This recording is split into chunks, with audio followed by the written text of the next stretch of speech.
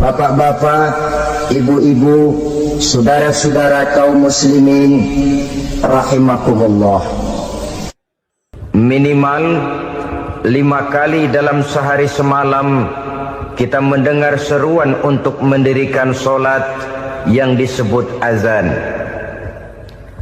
Ada kalimat menarik di dalam kalimat azan itu, yakni seruan hayya 'alal falah, marilah menuju kepada keberuntungan, marilah meraih kemenangan.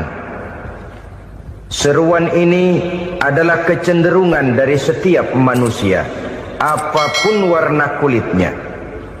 Artinya, setiap orang dalam hidup selalu ingin meraih dan mencari kemenangan. Kemenangan akan melahirkan kepuasan batin, dan kepuasan batin memberikan kebahagiaan. Sedangkan kekalahan melahirkan penderitaan batin, dan penderitaan batin menjerumuskan seseorang di dalam berbagai bentuk kerugian. Jikalau inilah seruan azan, maka masalahnya ialah apa yang menyebabkan kita meraih kemenangan. Al-Quranul Karim memberikan tuntunan dan ajaran kepada kita bahwa orang-orang yang memperoleh kemenangan itu tidak lain adalah orang-orang yang bertakwa. Hanyalah mereka yang bertakwa kepada Allah Subhanahu wa ta'ala pada akhirnya akan tampil sebagai pemenang. Lalu siapa orang yang bertakwa itu? Dijelaskan dalam awal-awal Al-Baqarah, orang yang bertakwa yang akan meraih kemenangan. Pertama, allazina yu'minuna bil ghaib, yaitu orang-orang yang beriman kepada yang gaib. Wa yuqimuna shalah, orang bertakwa yang akan meraih kemenangan itu adalah orang-orang yang mendirikan solat. Kenapa solat mengantarkan orang untuk meraih kemenangan? Yang jelas, inna sholata tanha anil fahsya'i wal munkar. Solat mampu mencegah manusia dari perbuatan keji dan munkar. Banyak filsafat hidup yang terkandung di dalam solat ini. Sejak kita wudu, sampai kita menghadap ke arah kiblat, sampai kita melakukan gerak-gerak solat, bacaan-bacaan yang ada di dalam solat, lalu sampai kepada mengucapkan salam. Banyak filsafat hidup yang terkandung di dalam solat. Umpamanya saja, setelah takbiratul ihram, mulai kita dengan solat dalam posisi berdiri. Diajarkan dalam kitab-kitab fikih agar kita melihat ke arah tempat sujud. Ini kan filsafat kehidupan. Kalau kamu solat dalam posisi berdiri, lihat tempat sujud. Jangan solat mata jelalatan, sebab nanti bisa mengurangi kekhusyuan. Jadi wajar kalau yang dikatakan bahwa yang paling afdol adalah shaf yang di depan. Kenapa? Secara harfiah pengertiannya akan lebih mengundang kekhusyuan. Kenapa? Kalau kita di shaf paling depan, di masjid umpamanya paling banter kita lihat tembok. Tapi kalau kita shaf di tengah atau di belakang, orang-orang di depan kita pun akan kelihatan. Yang bajunya loreng, yang bajunya genggang, yang bajunya macam-macam. Kita lihat, kadang-kadang kita pikirin, ada yang bajunya bolong. Kita sholat tapi dalam hati, nih orang bajunya robek yang nggak tahu apa. Ada saja hal-hal yang mengusik kekhusyuan kita.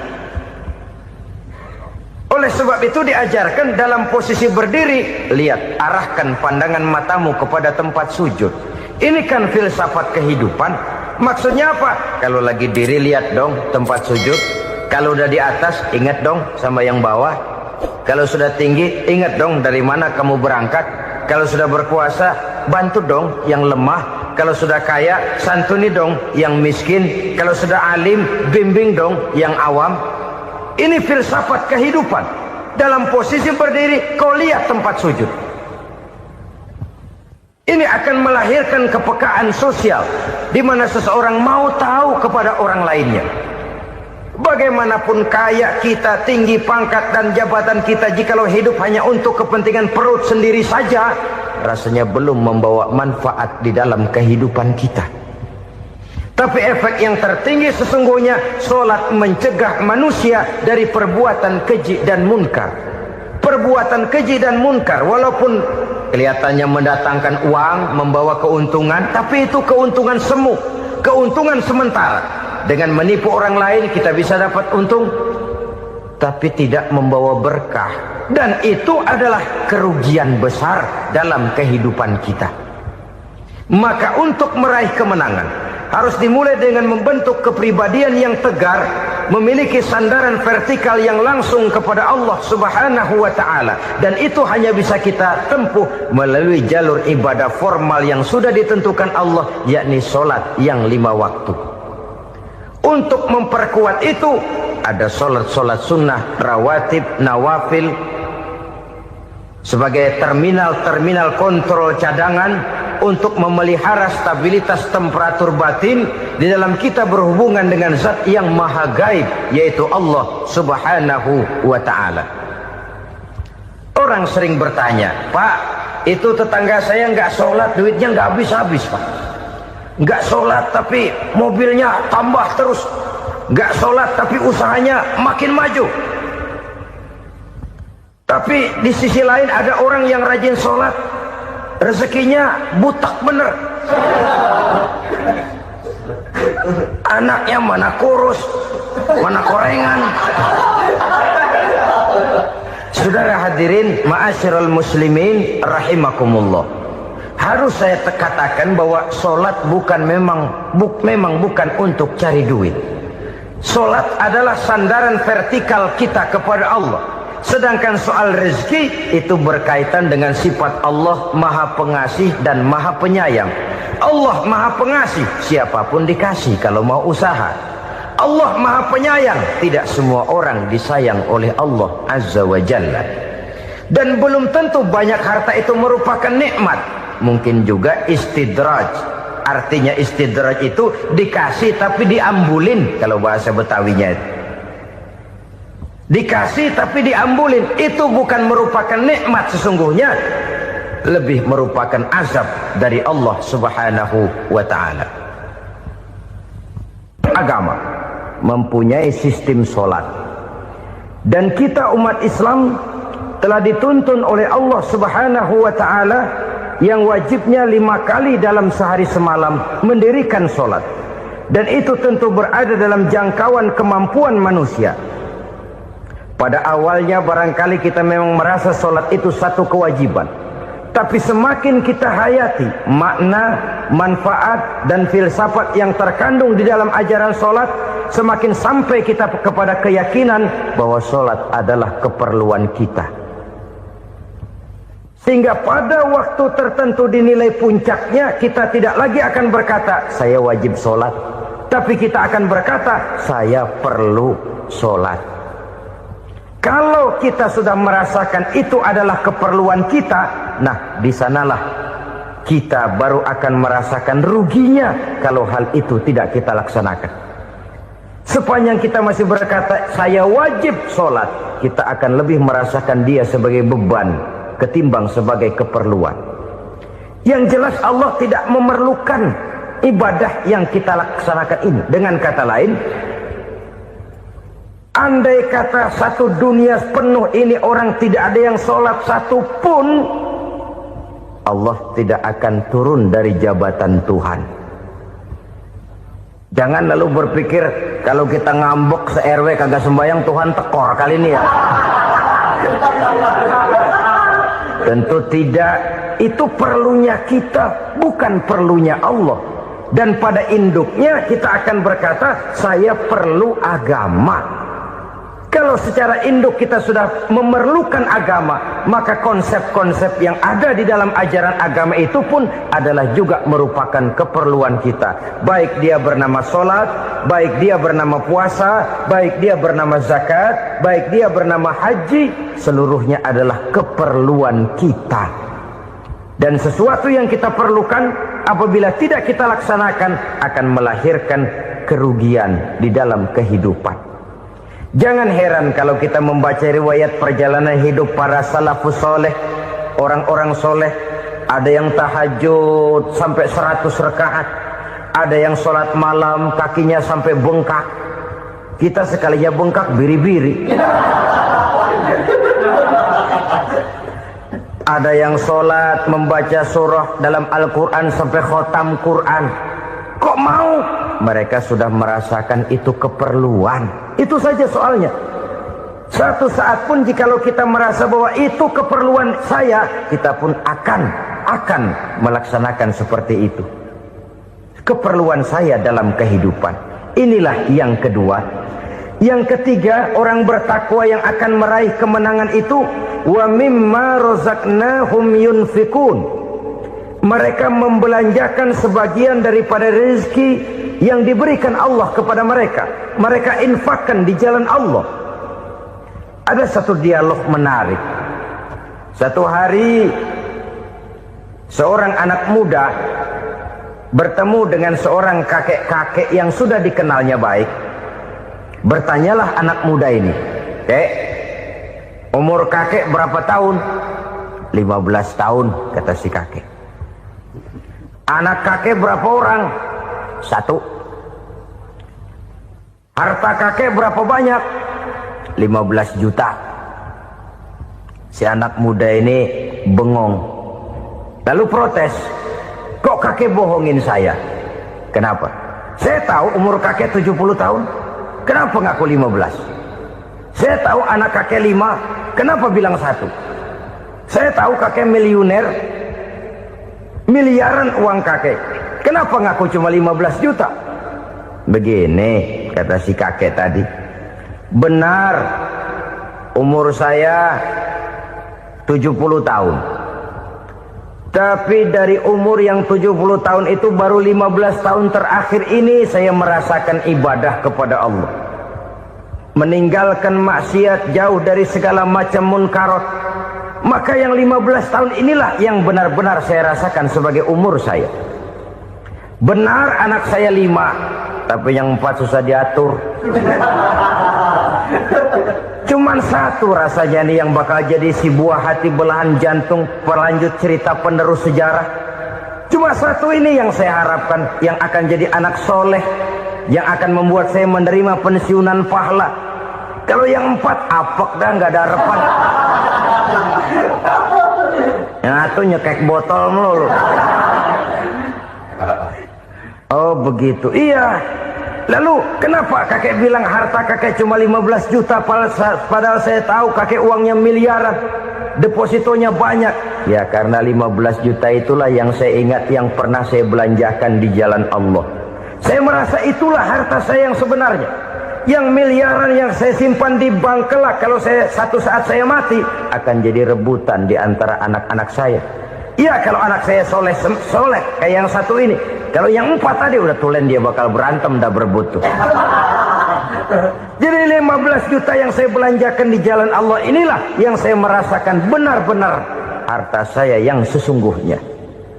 Dialog ini patut menjadi bahan renungan kita bersama. Diberikan kita umur 40, 50, 60, 70, 80. Berapa tahun dari umur yang diberikan itu yang jalan mulus, yang kita gunakan untuk melaksanakan ibadah? Banyak harta kita simpan di bank, di lemari, di dompet, di tas. Tapi berapa yang sudah kita depositokan di jalan Allah yang akan menemani kita di hari kita kembali nanti? Maka orang bertakwa yang akan meraih kemenangan, wa mimma razaqnahum yunfikun. Mereka membelanjakan sebagian dari rezeki yang diberikan Allah di jalan Allah subhanahu wa ta'ala. Ma'asyiral muslimin rahimakumullah. Zahirnya memang kita memberikan kepada orang lain, tapi hakikatnya kita menyimpan untuk diri kita sendiri. Kita memberikan kepada yatim piatu 25.000. Zahirnya kita memberikan si yatim, hakikatnya kan kita cuma nyimpan. Saya berikan, titip kepadamu, ini untuk saya di akhirat. Kau boleh belikan baju, kau boleh belikan untukmu makan, kau boleh bayarkan sekolahmu. Ini untuk saya, hakikatnya. Kita nyumbang masjid 1 juta, zahirnya kita berikan kepada panitia masjid, tapi hakikatnya kan cuma titip 1 juta ya untuk saya di alam kubur nanti. Silakan kau boleh belikan semen, ini uang, belikan besi, belikan pasir. Saya cuma sekedar titip untuk kepentingan saya. Hakikatnya kita cuma sekedar menitip. Sebagaimanapun pada hakikatnya, apapun yang kita miliki dalam kehidupan kan cuma sekedar hak guna pakai, bukan hak milik mutlak. Harta kita, rumah kita, kendaraan kita, kebun kita, pabrik kita, hak guna pakai saja. Hak milik mutlak cuma untuk Allah Subhanahu wa ta'ala. Saudara-saudara kaum muslimin rahimakumullah. Ini yang ketiga. Kemudian yang keempat, orang-orang bertakwa yang akan meraih kemenangan, allazina yu'minuna bima unzila ilaika. Mereka yang beriman, mereka yang percaya kepada apa yang telah diturunkan kepadamu Muhammad, ay Al-Quran, yakni Al-Quranul Karim.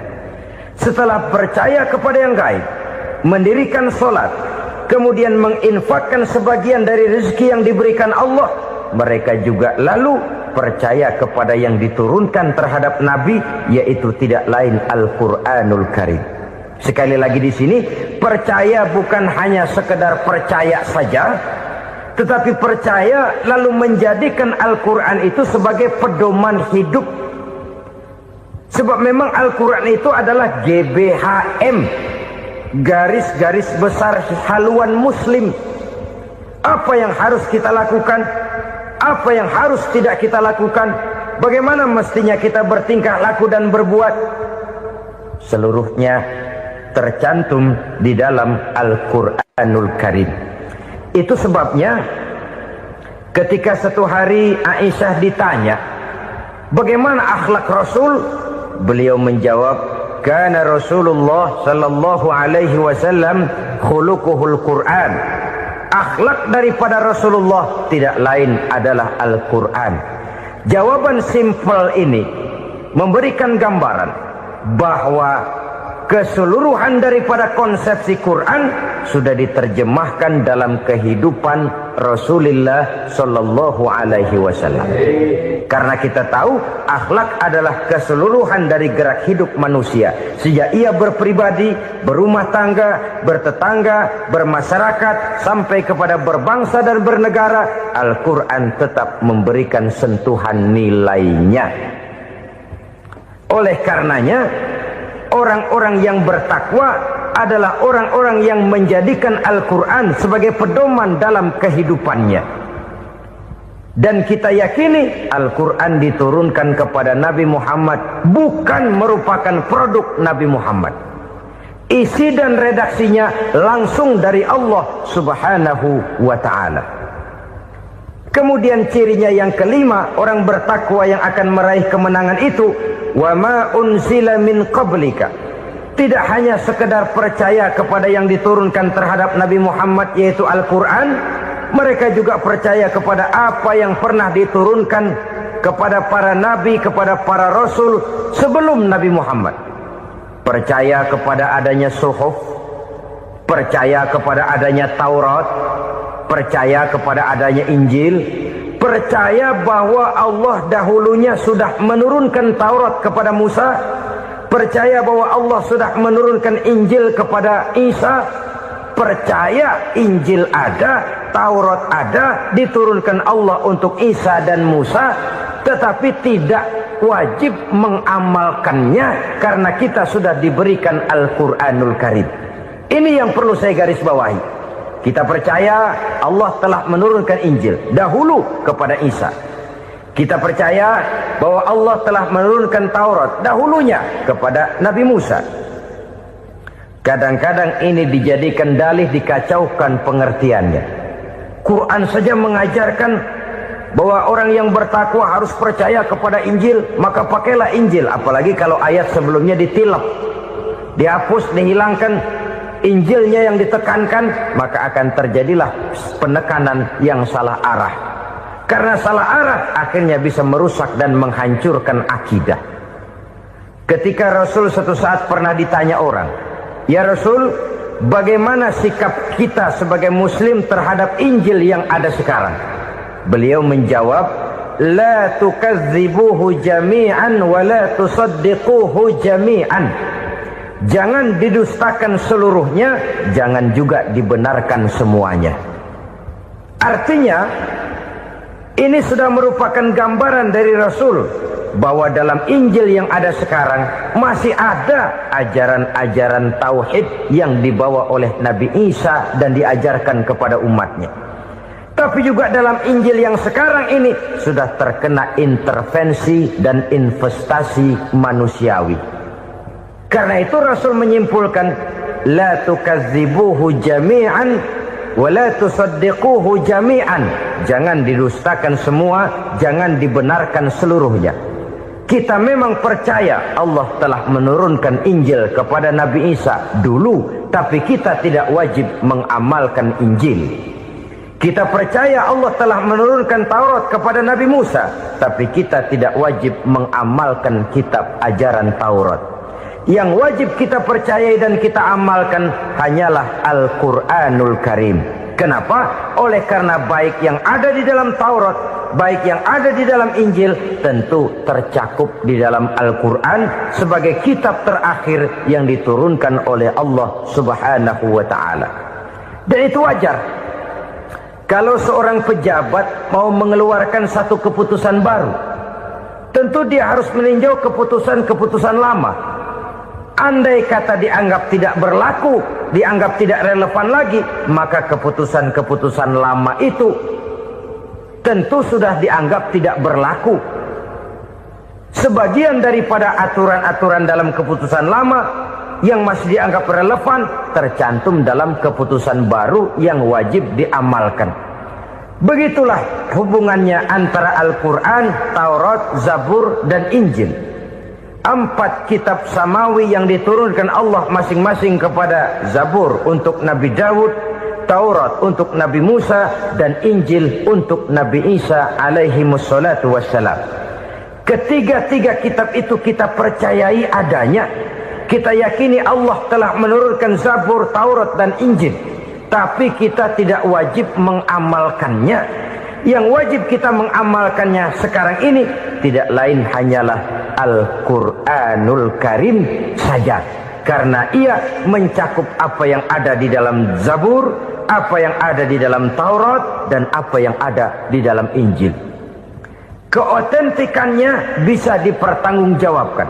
Ya, tapi kan Nabi Muhammad sudah mati 14 abad yang lalu, dan di zaman beliau Al-Quran kan belum dikodifikasikan, belum ditulis. Bagaimana keotentikannya bisa dipertanggungjawabkan?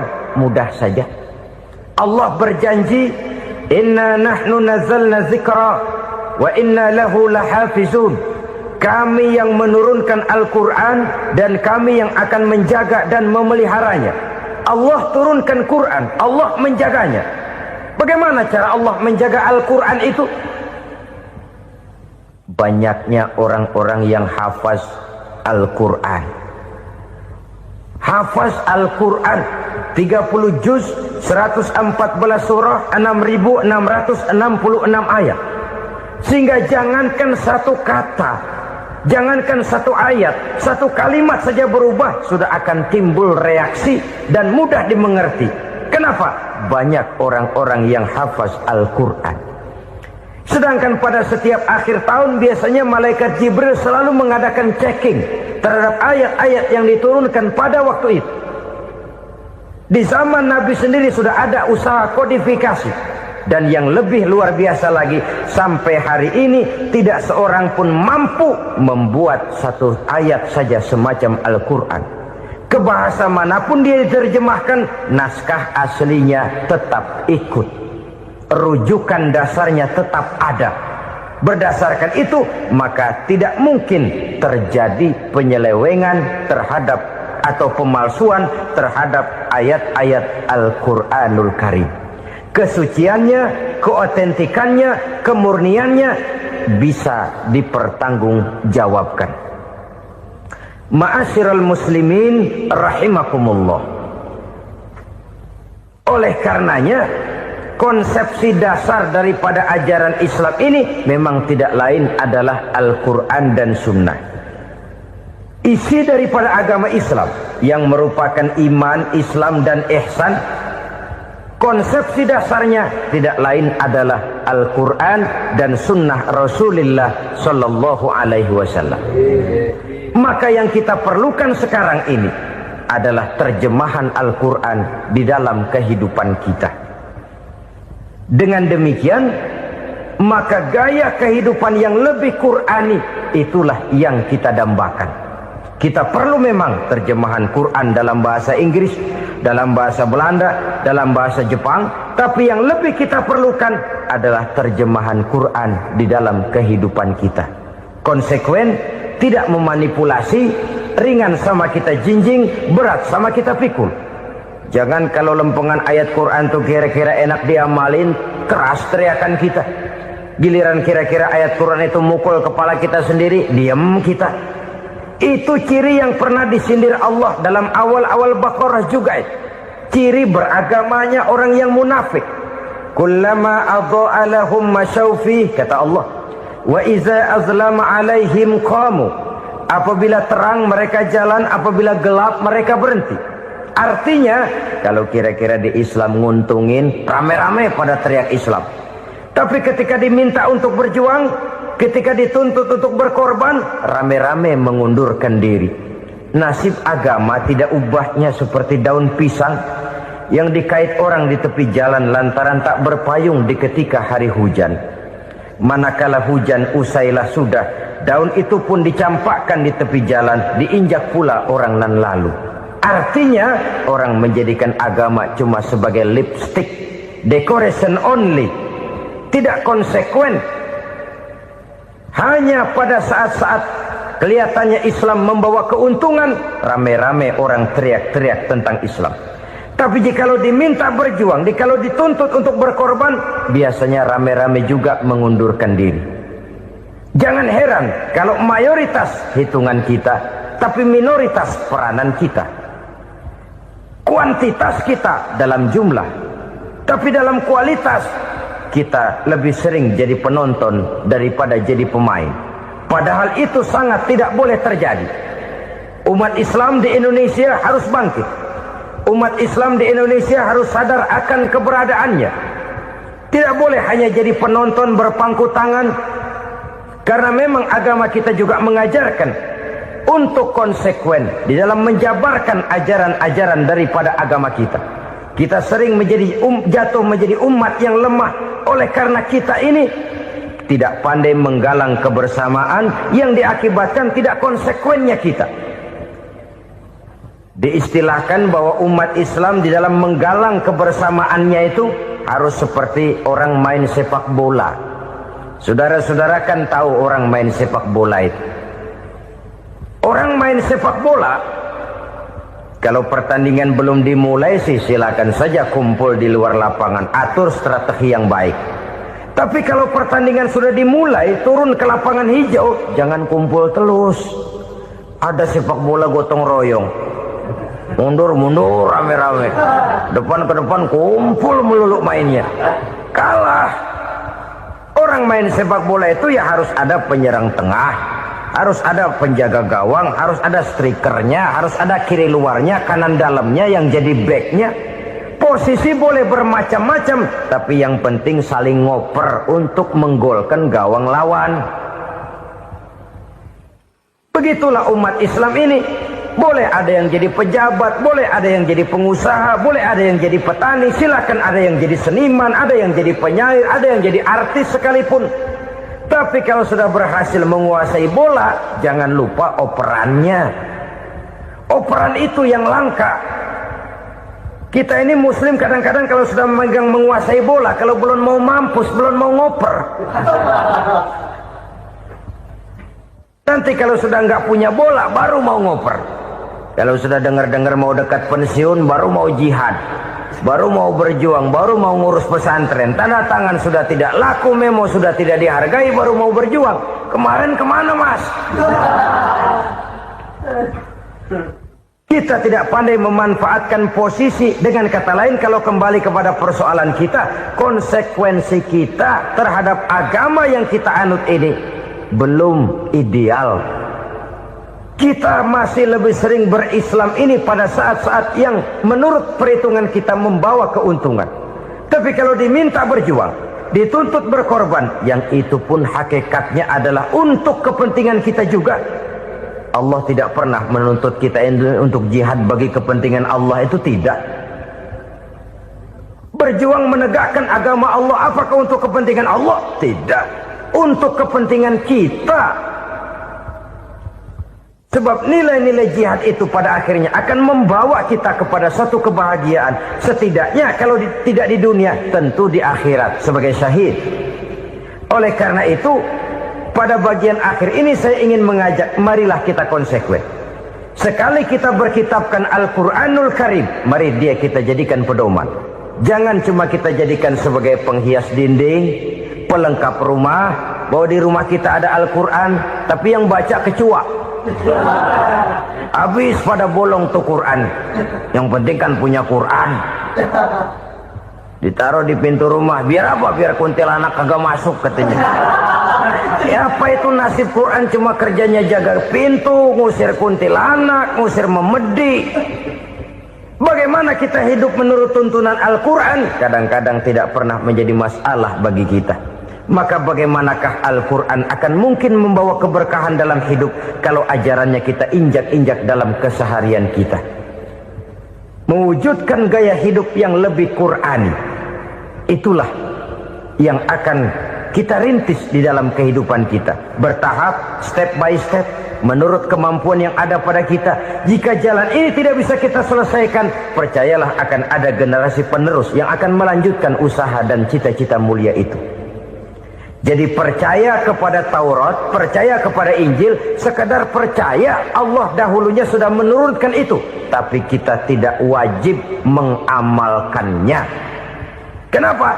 Generasi Injil masa berlakunya sudah kedaluwarsa. Taurat masa berlakunya sudah kedaluwarsa. Injil pernah berlaku untuk orang Nasrani di zaman Nabi Isa. Taurat pernah berlaku untuk orang Yahudi di zaman Nabi Musa. Setelah generasinya berlalu, datang Rasul penutup yang membawa Al-Quranul Karim. Maka Al-Quran itulah yang berlaku menjadi pedoman sampai hari akhir nanti. Jangan jauh dari Al-Quran, karena apabila ini kita lakukan, maka kita akan kembali kepada satu gaya hidup yang jauh dari tuntunan agama, dan itu artinya kita akan semakin jauh untuk meraih kemenangan. Saudara-saudara kaum muslimin rahimakumullah, yang keenam, yang terakhir, orang-orang bertakwa yang akan meraih kemenangan itu wabil akhirati hum yuqinun. Mereka percaya, mereka yakin seyakin-yakinnya akan adanya hari akhir, di mana seseorang akan mempertanggungjawabkan seluruh perbuatannya di dalam hidup ini. Dan tidak ada satu perbuatan yang bagaimana kecilnya sekalipun, yang tersembunyi dalam pandangan manusia, yang tidak akan dibukakan persoalannya di mahkamah Qadi Rabbul Jalil di akhirat nanti. Itulah sebabnya maka percaya kepada akhirat disebut secara khusus. Padahal di awal tadi sudah dijelaskan yu'minuna bil ghaib, percaya kepada alam gaib, dan alam gaib ini termasuk akhirat. Kenapa pada bagian akhir disebut lagi akhirat? Karena ternyata bahwa kepercayaan kepada adanya akhirat merupakan induk dari kepercayaan terhadap adanya malaikat, setan, jin, dan lain sebagainya, dan akan lebih memberikan sugesti dalam kehidupan manusia untuk meluruskan gerak hidupnya. Jikalau suatu saat tergerak hati akan berbuat kejahatan, ingin mencuri, sadarlah, awas ada akhirat. Sebab kalau kita cuma teriak awas ada polisi, itu cuma tertunda sementara. Begitu polisi meleng, embat. Kalau kita ingin berbuat jahat cuma berteriak awas ada hansip, cuma sementara ketika hansip itu ada. Tapi kalau ceritanya awas ada akhirat, mau menyeleweng awas ada akhirat, mau berjudi awas ada akhirat, mau mencuri awas ada akhirat. Keyakinan yang akan meluruskan gerak hidup manusia sehingga gerak itu jadi lebih terarah dan terkontrol, tidak merugikan baik diri sendiri, lebih-lebih orang lain. Ternyata bahwa kepercayaan kepadanya adanya hari akhirat sanggup menjadi sumber daya kontrol dari kehidupan manusia, sehingga ia tidak terjebak dalam perbuatan maksiat dan munkarat.